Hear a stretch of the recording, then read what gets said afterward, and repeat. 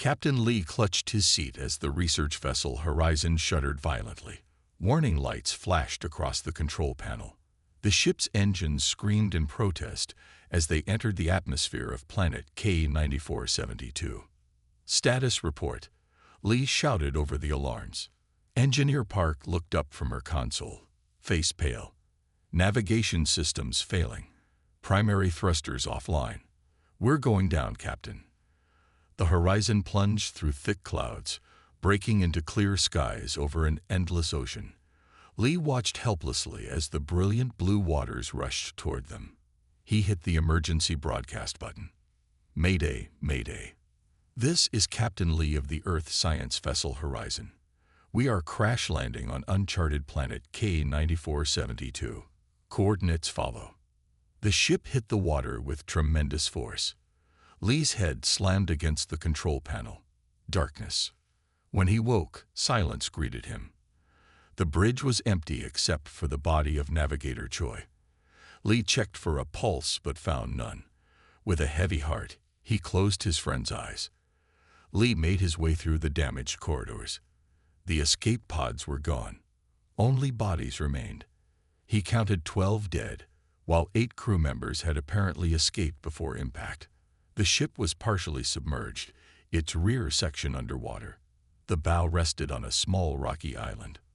For 3 days, Lee worked tirelessly. He buried his friends on the island and salvaged what he could from the wreckage. Food rations would last 6 months if he was careful. The communications array was damaged, but fixable. The real problem was power. Without it, he couldn't send a signal strong enough to reach Earth. On the 4th day, Lee sat on the shore, watching the sunset turn the water golden. The ocean planet was beautiful in its emptiness.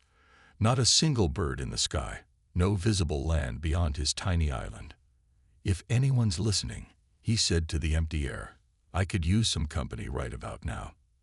As if answering his request, the water 20 feet offshore began to ripple. Lee stood, reaching for the makeshift spear he'd fashioned from ship debris. Something was moving beneath the surface. A head emerged, not human, but humanoid. The being had smooth blue-green skin that caught the light like polished opal. Large, almond-shaped eyes regarded Lee with unmistakable intelligence. The creature's features were delicate, with gill-like structures pulsing gently at the neck. Lee lowered his spear slightly. Hello, he called. The being tilted its head, studying him. Then, to Lee's amazement, it raised a 6-fingered hand in what could only be interpreted as a greeting. Before Lee could respond, the water behind him exploded. He turned to see a massive serpent-like creature lunging from the shallows, its jaws opening to reveal rows of needle-sharp teeth. Lee stumbled backward, falling onto the sand. The humanoid being shot from the water with incredible speed and grace. It launched itself between Lee and the predator, emitting a high-pitched sound that made Lee cover his ears. The serpent recoiled, hissing, before retreating into deeper water. The blue-green being turned to Lee, approaching cautiously. Up close, he could see that for something in her movements and features suggested femininity to Lee. Skin was covered in subtle patterns that glowed faintly. She stopped a few feet away, kneeling on the wet sand. With one finger, she drew a simple picture, a circle with lines radiating from it like a sun. Then she pointed upward to the stars beginning to appear in the evening sky. Lee understood. He nodded and drew Earth's solar system in the sand, marking the 3rd planet. Earth, he said, pointing to himself, and then to the drawing. I'm from Earth. The being nodded, seemingly understanding. She touched her chest and made a musical sound. Nary, she repeated, touching her chest again. Lee, he responded, tapping his own chest. Nary's lips curved into what Lee interpreted as a smile.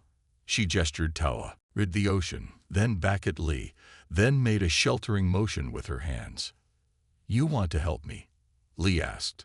Nary pointed to Lee's crashed ship, then to the horizon, then made swimming motions. Lee realized she was offering to take him somewhere. But where? And why would this alien being help him? As darkness fell, Lee faced a choice: trust this strange ocean dweller or remain alone on his tiny island. The food wouldn't last forever. The communication system might never work. And without help, he would surely die here. "Okay, Nari," Lee said, gathering his courage. "Show me." Nari guided Lee through the crystal waters. His makeshift breathing apparatus bubbled around his face. After 2 weeks of modifications and testing, he finally had equipment that could withstand limited underwater travel. It wasn't comfortable, but it worked. Lee followed Nari's glowing form as she swam effortlessly ahead. Her body moved like liquid silk through the water. Occasionally, she would turn back to check on him, her large eyes reflecting concern when he struggled against strong currents. They had developed a simple communication system. Lee taught Nari basic Earth gestures: thumbs up for good, hands crossed for danger. Nari taught Lee how her people conveyed ideas through specific swimming patterns and light signals produced by their skin. Today, Nari was taking him to what she called her thinking place. At least, that's what Lee understood from her drawings in the sand. After 30 minutes of swimming, Lee's lungs burned. Just as he was about to signal Nari that he needed to surface, she pointed upward. They emerged into an air pocket within a massive underwater cave. Stalactites hung from the ceiling, glowing with strange bioluminescent organisms. The cave contained a dry stone platform where Lee gratefully removed his breathing apparatus. "Amazing," Lee said, his voice echoing. The cave walls sparkled with embedded crystals that reflected Nari's natural glow. Nari pulled herself onto the platform beside him. Out of water, she moved less gracefully but could still function. Lee noticed for the first time that her legs had a dual-jointed structure, different from humans, but clearly adaptable to land movement. Nari pointed to a collection of objects arranged neatly on a stone shelf. Lee approached, amazed to discover technology, not human, but definitely not natural. There were metal tools, strange devices with glowing components, and what appeared to be books made from treated seaweed pages. "You made these?" Lee asked, knowing she wouldn't understand his words. Nari shook her head. She drew a quick picture on a flat stone using a piece of soft mineral. Tall structures, many beings like her, then herself being pushed away. She made a sad sound. "You were sent away," Lee guessed. "Exiled." Nari nodded, somehow understanding his meaning. She pointed to the tools, then mimicked actions that suggested experimentation and discovery. Lee smiled. "You're a scientist." They didn't like that. Over the next several hours, Lee and Nari exchanged knowledge through drawings and gestures. Lee learned that Nari's people, whom she called the Hamo, lived in deep underwater cities. They followed strict traditions and rejected exploration or change. Nari had broken their rules by collecting abandoned technology and studying the forbidden surface world. When Lee showed Nari how his damaged communications device worked, her eyes widened with interest. She disappeared into the water and returned with something that looked like a small mechanical shell. When she activated it, it projected light patterns similar to those on her skin. A computer. Lee wondered aloud. Working together over several days, Lee and Nari combined his Earth technology with her Hamo devices. Communication became easier as they developed a shared vocabulary of symbols and sounds. Lee learned the Hamo had lived on the planet for thousands of years, but had abandoned much of their ancestors' knowledge. As weeks turned into months, Lee's island camp became merely a storage location. He spent most of his time in Nari's cave, which they had expanded with additional air pockets and human-friendly spaces. Lee's diving equipment improved with Nari's help, allowing him to stay underwater longer. One morning, a violent storm hit the island. Massive waves washed away much of Lee's camp. He barely made it to the underwater cave entrance before the full force of the storm hit. Nari found him there, exhausted and defeated. She touched his shoulder gently, then led him deeper into the cave system. They swam through a narrow passage Lee had never seen before and emerged into a massive cavern. Unlike the other air pockets, this one contained a complete dry zone with a freshwater spring. Neri pointed around the space, then to Lee. Her meaning was clear. This could be his home. "Thank you," Lee said, deeply moved by her generosity. That night, as Lee settled into his new underwater dwelling, he realized how completely his life had changed. 6 months ago, he had been a starship captain. Now he was becoming an adopted citizen of an alien ocean world. As Neri's bioluminescence cast gentle patterns on the cave walls, Lee looked at their combined technology projects. They were making progress. Perhaps one day they could repair his communication device. But for now, Lee found himself less desperate to leave. There was so much to learn here. So much to discover with Neri. For the first time since the crash, Lee felt at home. 1 year after the crash, Lee swam confidently beside Neri through the deep ocean. His adapted diving equipment worked perfectly now. Neri had helped him create a suit that maintained his body temperature and supplied air for 6 hours. The suit was made from salvaged ship materials and sealed with a special resin Neri harvested from underwater plants. Today they were exploring deeper than ever before. Neri had been reluctant to bring Lee here, but after much discussion, she finally agreed. She had drawn pictures of strange lights and ancient structures far below the normal swimming depths of her people. "Remember signal," Neri said in their shared language. Her words still carried a musical quality, but she had learned many human words. Lee had likewise learned to make many hemo sounds, though his throat couldn't produce all their tones. 3 light flashes for danger, Lee confirmed. 2 for turning back. Neri nodded, her facial patterns glowing with approval. She pointed downward, where the ocean floor dropped away into a vast darkness. They descended side by side.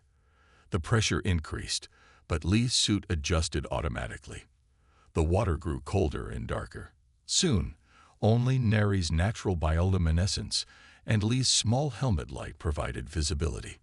After 30 minutes of steady descent, Lee checked his depth gauge. They were nearly half a mile below the surface.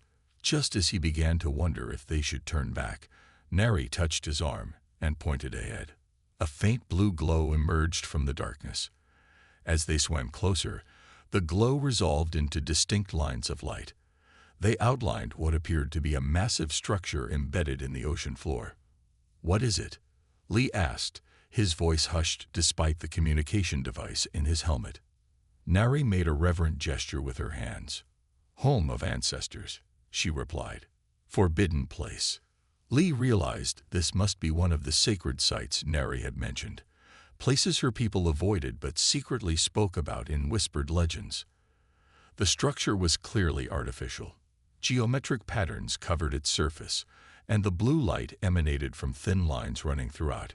It appeared to be made of a metal-like material but showed no signs of corrosion despite its underwater location. As they approached, a section of the wall seemed to respond to their presence. The blue lines brightened, and a rectangular portion slid open, revealing an entrance. Neri hesitated, her skin patterns showing fear. "We can turn back," Lee offered. Neri's expression changed to determination. She gestured toward the opening.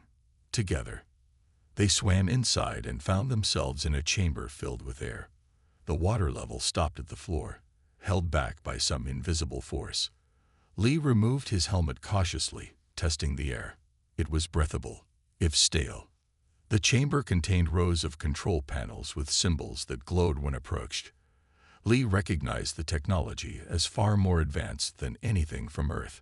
Some of the symbols resembled those in Neri's ancient books. "Your ancestors built this?" Lee asked. Neri touched one of the panels gently. "Stories say ancestors came from stars," she explained. "Built many places, then left." Lee examined the control interfaces. Some responded to his touch, displaying holograms of what appeared to be maps of the planet. One section showed a pulsing red area. "Look," he said, "this might be a monitoring system." As Lee pressed different symbols, the facility seemed to awaken further. More lights activated. Dormant screens flickered to life. A central platform began to glow, projecting a 3-dimensional map of the entire planet. This technology could power a communication signal strong enough to reach Earth, Lee realized with growing excitement. Nari's expression suddenly changed. Her skin patterns flashed a warning. "Someone comes," she whispered. Before Lee could respond, 3 Hamo warriors appeared at the entrance. Unlike Nari, they wore ceremonial armor made from polished shells and carried spear-like weapons. Their skin patterns displayed aggressive warnings. The largest warrior spoke rapidly in the Hamo language. Lee understood only parts. "Sacred place. Defilers. Council judgment." Nari responded, gesturing toward Lee and the activated technology. Her pattern showed she was trying to explain their presence. The warriors were unmoved. The lead warrior pointed his weapon at Lee, then gestured toward the exit. "They want to take us to their leaders," Nari translated. "Breaking ancient law brings severe punishment." Lee considered fighting or trying to barricade themselves inside the facility. But he knew that would only make things worse. If these warriors were here, others would know their location. "Tell them we'll go peacefully," Lee said, "and that what we found here might help everyone." As Nari translated, Lee quickly pressed several controls on the main panel, trying to save the location in his suit's computer. The facility responded unexpectedly. The entire structure hummed to life, and a powerful beam of energy shot upward through the water. The warriors watched in stunned silence as the ancient technology fully activated after countless years of dormancy. "What did you do?" Nari asked, her pattern showing a mixture of awe and fear. "I'm not sure," Lee admitted, "but I think we just woke something up." The Hamo warriors surrounded Lee and Nari as they approached the hidden underwater city. Unlike Nari's small cave dwelling, this was a vast metropolis built within an enormous coral formation. Buildings made of shaped stone and treated seaweed materials rose in elegant spirals. Thousands of Hamo swam through the water streets, their skin patterns creating a beautiful light display. Many stopped to stare at Lee. Most had never seen a surface dweller before. Children hid behind their parents. Elders pointed and whispered. The warriors led them to the central structure, a massive dome carved from a single piece of crystal. Inside was a dry chamber where 7 elderly Hamo sat in a semicircle. Their skin patterns were complex and dignified, marking them as the ruling council. The lead warrior pushed Lee and Nari forward, then spoke rapidly in the Hamo language. He described their trespass into the sacred ancestor site with obvious anger. The oldest council member, who wore a ceremonial headdress made of rare shells, raised his hand for silence. He studied Lee with unblinking eyes. "I am Elder Su," he said in halting human speech that surprised Lee. "Long ago, I studied surface languages from ancient texts. Never thought to use them." "Thank you for speaking my language," Lee replied carefully. "I mean no disrespect to your traditions." Elder Su's skin flickered with skeptical patterns. "You activated forbidden technology, entered sacred space. Why?" Before Lee could answer, the chamber shook violently. Items fell from shelves. Cracks appeared in the floor. Several council members flashed alarm patterns. "World shaking grows worse," another council member said. "Third time this moon cycle." Lee looked at Nari, who nodded confirmation. "These tremors, they're becoming more frequent. Each cycle, stronger they become," Elder Su admitted. "Some say world ending approaches." Lee thought quickly about the facility they had discovered and the planetary map it had displayed. The red pulsing area on the ancestor map, it might be warning of something. Elder Su leaned forward. "Explain." "I believe your world, this planet, is becoming unstable," Lee said. "Its orbit might be degrading. The ancestor technology we found seems to be monitoring this." Nari spoke up, her patterns showing conviction. "The ancestors left tools to help us. Lee understands their technology better than any Hamo." The council members conferred among themselves, their skin patterns flashing in rapid debate. Meanwhile, Lee examined the room. On one wall hung ancient drawings showing figures coming from the stars and building great structures throughout the ocean. "These look like space travelers," Lee said, pointing to the drawings. They built a network of facilities around the planet. Elder Sue nodded slowly. Ancient stories tell of star people who shaped our world, then departed. Said they would return. Many generations waited. None came. Another tremor shook the chamber, stronger than before. Water leaked through new cracks in the ceiling. Something is destabilizing your planet, Lee insisted. I think the ancestors built those facilities as a protection system. The one we found was trying to activate, but it can't work alone. A younger council member flashed skeptical patterns. Why trust surface dweller? Ancient texts warn of their deception. Because I'm trapped here too, Lee replied simply. If your world dies, so do I. Elder Sue studied Lee for a long moment, then turned to Neri. You were exiled for questioning traditions. Now you bring this outsider to forbidden places. Why should council trust your judgment? Neri's patterns glowed with quiet confidence. I question because ancestors taught us to seek knowledge. We abandoned their wisdom out of fear. Look what has happened. Our world trembles, and we hide in darkness. The chamber fell silent. Even the warriors seemed moved by her words. Lee stepped forward carefully.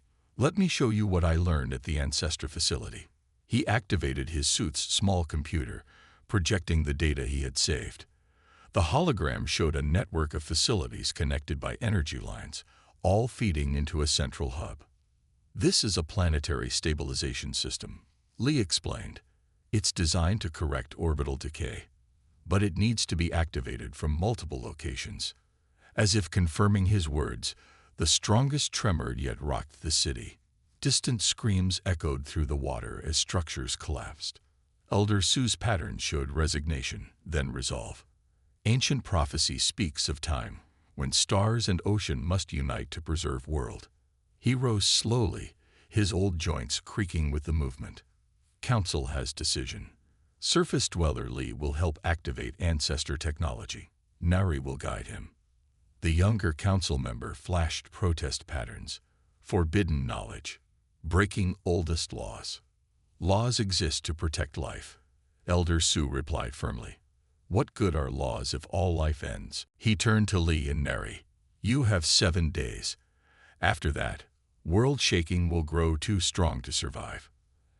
As they left the chamber, Lee noticed Neri's patterns showed a mixture of hope and fear. Can you really save our world? She asked quietly. Lee wished he could be certain. Together, he said, we'll try. Outside, the beautiful Hamo City darkened as frightened citizens extinguished their skin patterns. In the distance, a massive underwater landslide sent clouds of silt into the water. Time was running out. The deep ocean trench stretched before them like an endless void. Lee checked his enhanced diving equipment one final time. After 6 days of activating ancestor facilities around the planet, only the central hub remained. According to the ancient maps, it lay at the bottom of this trench, deeper than any Hamo had ever ventured. Too deep, Neri said, her skin patterns showing clear concern. Pressure will crush even Hamo bodies. Lee nodded grimly. They had modified his suit to withstand extreme depths, but Neri would have no such protection. You should stay here. I'll go alone. Neri's patterns flashed with stubborn determination. No, we started together. We finished together. Over the past week, they had grown even closer. As they traveled to each ancestor facility, they had faced dangers together. Predator attacks, system malfunctions, and increasingly violent tremors. The planet was deteriorating rapidly. Just yesterday, an entire Hamo settlement had been destroyed by underwater landslides. Lee looked at Nari with admiration. I've adapted special materials for my ship to create this, he said, showing her a thin bodysuit made from salvaged hull components. It should help distribute pressure around your body. Nari touched the material hesitantly, like second skin. Exactly. It won't be comfortable, but it might keep you alive down there. They prepared in silence. Each knew the risks. If they failed, the entire planet would eventually tear itself apart as its orbit continued to decay. Elder Sue had explained that their scientists had noticed the problem for generations, but had no solutions. As they began their descent, the water darkened around them. Lee switched on his suit lights, illuminating the rocky walls of the trench. Nari's natural bioluminescence seemed dim in the crushing darkness. "How are you feeling?" Lee asked through their communication system. "Pressure hurts," Nari admitted, "but I continue." Hours passed as they descended deeper. Lee's depth gauge eventually stopped working. They had gone beyond its capacity to measure. The suit creaked ominously around him. Warning lights flashed inside his helmet, indicating structural stress. Finally, they spotted a faint glow below. The central hub was massive, larger than all the other facilities combined. Unlike the others, this one showed signs of active power, with energy pulses moving through its external framework. "Almost there," Lee encouraged. Suddenly, Nari convulsed in pain. Her protective suit had developed a small tear, and the pressure was crushing her body. "Go back," Lee urged. "You can't continue." Nari's patterns flashed weakly. "No choice. Need both of us. Ancestor technology requires 2 operators." She was right. Each previous facility had needed both human and hamo-biological signatures to fully activate. The ancestors had built safeguards requiring cooperation. They reached the facility entrance barely conscious. The pressure was nearly unbearable. As before, the doors recognized their presence and opened, allowing them into a pressurized chamber. Once inside, they collapsed onto the floor, gasping. "You're injured," Lee said, examining Nari's damaged protective suit. Her skin showed patterns of internal bleeding. "We'll heal," she insisted. "Must complete mission first." The central chamber contained a massive crystal core pulsing with energy. Around it stood control panels similar to those they had seen before, but more complex. Lee's translator device, enhanced with hamo language patterns, decoded the ancient instructions. "We need to synchronize the network," Lee explained. "All the facilities we activated need to be connected to this central hub." Working together despite their injuries, they initiated the sequence.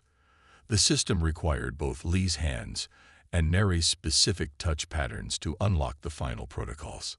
As they completed the activation, the entire facility hummed with power. The crystal core brightened, sending energy pulses outward through visible conduits.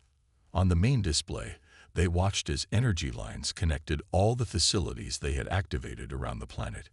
"It's working," Lee whispered in awe. The facility's automatic systems began adjusting the planet's position using massive gravitational field generators. They could feel the change as subtle vibrations passed through the structure. Suddenly, the communication system in Lee's suit crackled to life. "This is Earth Command Vessel Starlight to any survivors of ESV Horizon. Do you copy?" Lee froze in disbelief. "This is Captain Lee of the Horizon. I'm alive. How did you find me?" "We detected a massive energy signature from your planet. It created a beacon we couldn't miss. We're in orbit now. Can you reach the surface for extraction?" 3 days later, Lee stood on the small island where his ship had crashed 4 years earlier. The Earth rescue vessel Starlight had sent down a shuttle.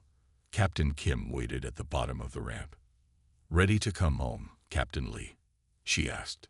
Lee looked toward the water where Nari waited. She had recovered from her injuries, and her skin patterns showed a complex mixture of happiness and sadness. "The Hamo Council has requested official contact with Earth," Lee said. "They need someone who understands both worlds to serve as ambassador." Captain Kim smiled knowingly. "And you're volunteering?" Lee nodded. He walked to the water's edge and took Nari's outstretched hand. Her patterns glowed with joy. "Some places you get stranded," Lee said softly. "Others become home." Together they watched as the shuttle departed without him. Above, stars began appearing in the evening sky, no longer threats to this world, but bridges to new possibilities.